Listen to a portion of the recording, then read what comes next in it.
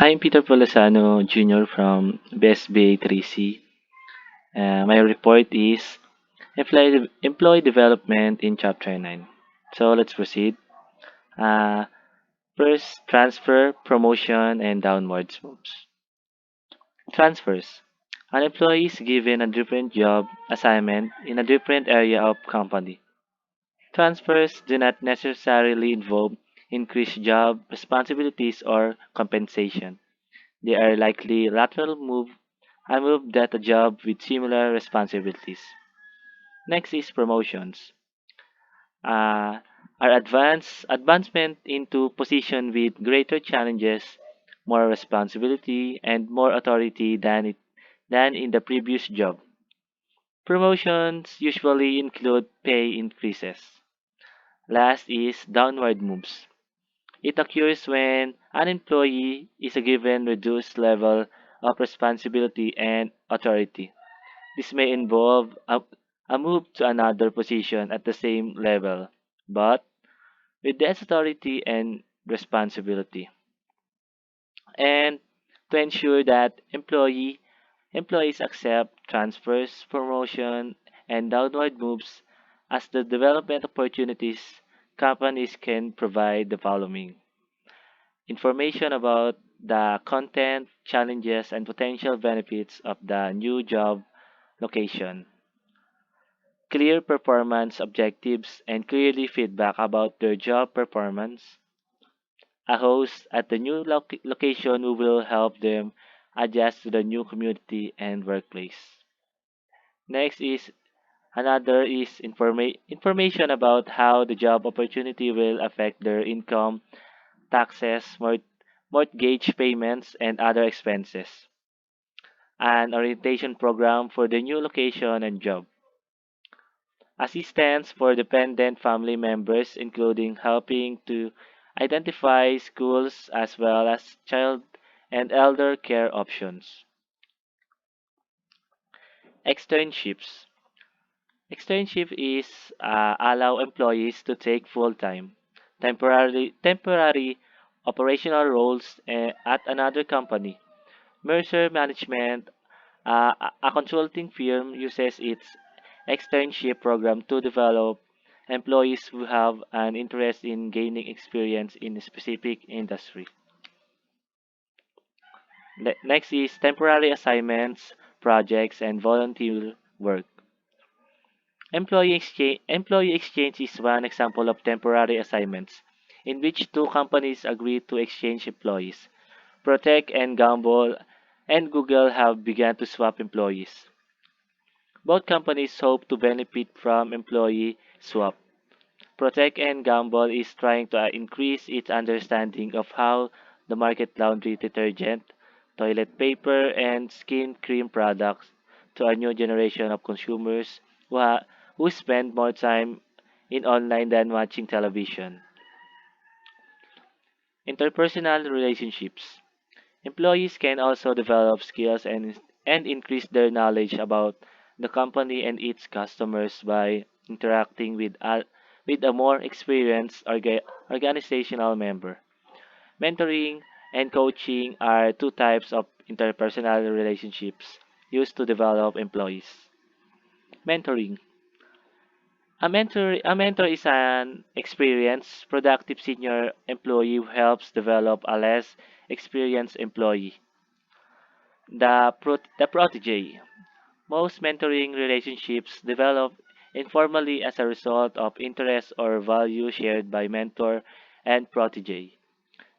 Research suggests that employees with certain personality characteristics are more likely to seek a mentor and be an attractive protege for a mentor. Mentoring relationships can also develop as a part of a planned company effort to bring together a successful senior employees with a less experienced employees. Developing successful mentoring programs. Although many mentoring relationships develop informally, one major advantage of formalized mentoring programs is that they ensure access to mentors for all employees regardless of gender or race. An additional advantage is that participants in the mentoring relationship tend to know what is expected of them.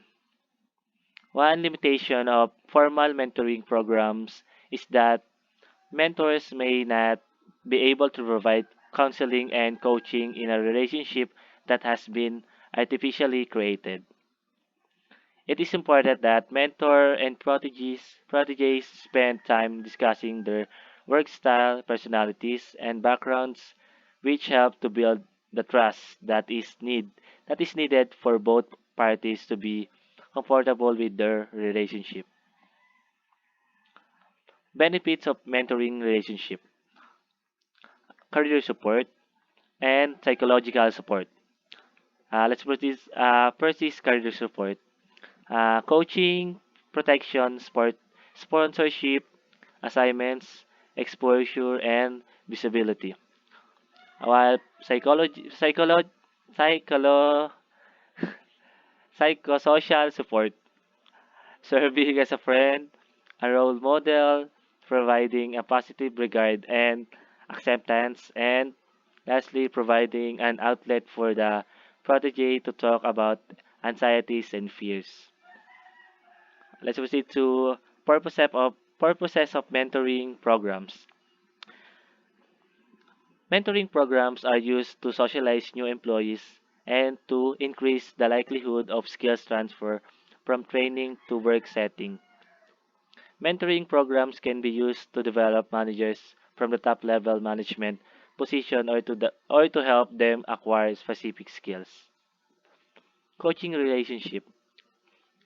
Coach is a peer or manager who works with employees to motivate them, help them develop skills, and provide reinforcement and feedback. There are three roles that a coach can play. Part of a coaching may be one-on-one with an employee, providing feedback based on psychological tests, 360-degree assessment, or interviews with bosses, peers, and other subordinates. A second role is to help employees learn for themselves by putting them in a touch with experts who can help them with their concerns and by teaching them how to obtain feedback from others.